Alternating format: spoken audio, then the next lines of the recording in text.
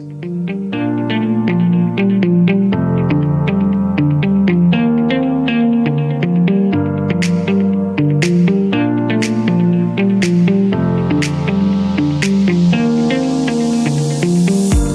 the 30th of March 2020, Jersey officially entered its first lockdown as it tried to contain the rapid spread of COVID-19. Public health guidance, restrictions on social interaction and a major vaccine programme were all to follow as part of the government's response.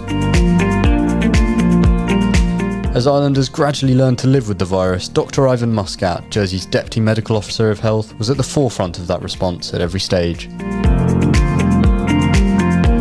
After a career spanning several decades, he's now preparing to retire. He spoke to me, James Jeune, on this Bailiwick News Pod about how his career would take shape. But long before he became the infectious disease expert, Dr Muscat was a Maltese rebel with a cause. At 20 years old, he chained himself to the railings of the Prime Minister's office alongside fellow junior doctors, disputing the government over the closure of his medical school.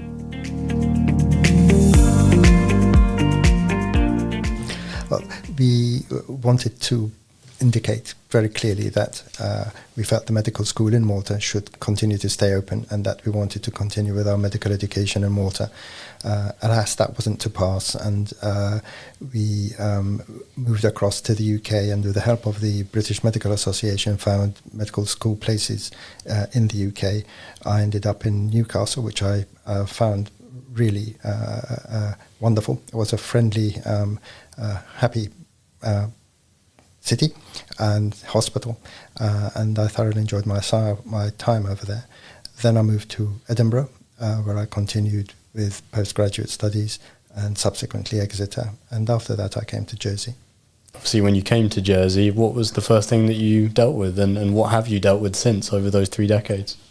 The first and most important thing was to, of course, help with the further evolution and development of the laboratory and the development of parallel services in infection, like infection control, like HIV, Hep C, the gum service, and those subjects continue to evolve. We now have a standalone sexual health service headed by a new consultant, and the infection control system has evolved to now being a concatenation of diagnostics, infection control in the old sense, therapeutics, and preventative care such as vaccination. We had the swine flu outbreak in 2009. You were certainly present for that and helped with that one? There have been a number of outbreaks over the years. So in the 1990s, there was the egg-driven salmonella outbreaks, the norovirus outbreaks of the 90s and noughties, swine flu in 2009. There was a pseudo Ebola incident in 2014, which wasn't Ebola, and of course there were the smouldering outbreaks of HIV and hepatitis C, which were already in place in 1990. COVID, without doubt, the toughest part of your career, albeit right at the very end. It was the most extraordinary part of my career, without doubt. It was a huge event which took the world by surprise, and it was probably the only event where whole countries had to turn their attention to this onslaught as a almost singular focus. Did Jersey have a good response? What could we have done better? I think the response Jersey provided was a very proportionate response.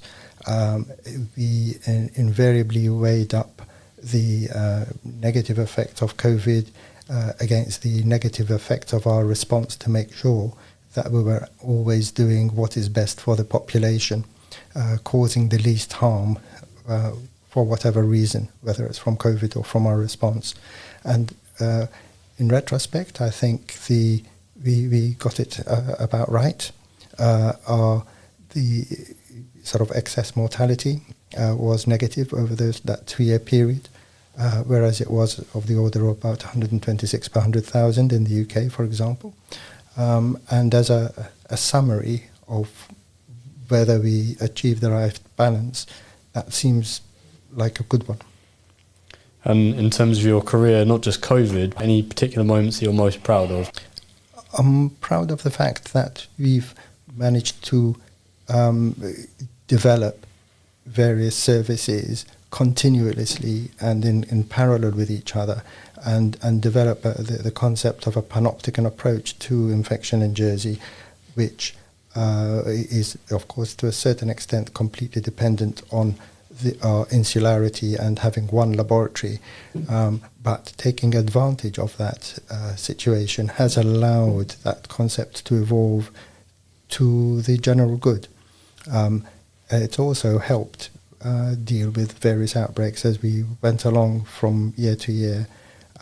So I think the perseverance to achieve the right thing is important. And what do you think has changed the most in those 3 decades?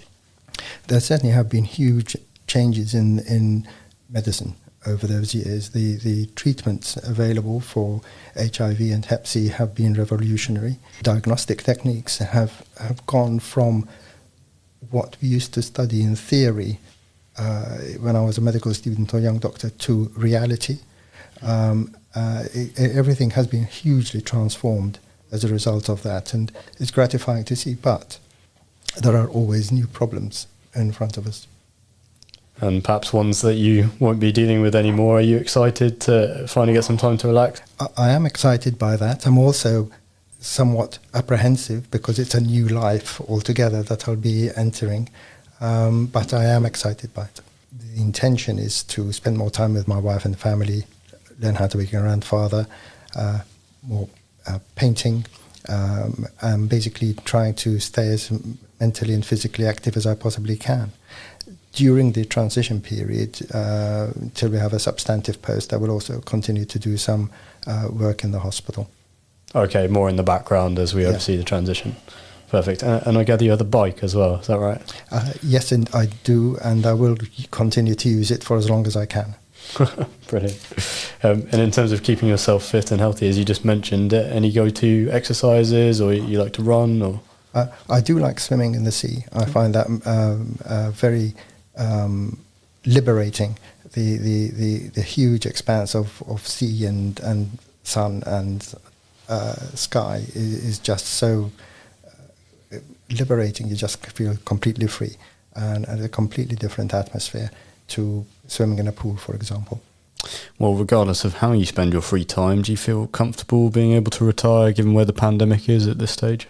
I think we've now come to a point where COVID is starting to approach business as usual, and therefore the emergency response, the emergency feel of COVID has abated, and we can now turn round and continue with business as usual. Dr Ivan Muscat, thanks for your time. You can stay up to date with all the latest news at bailiwickexpress.com or by following our sister publication, the Jersey Evening Post. But for now, from the Bailiwick News team, thanks for listening. More next week.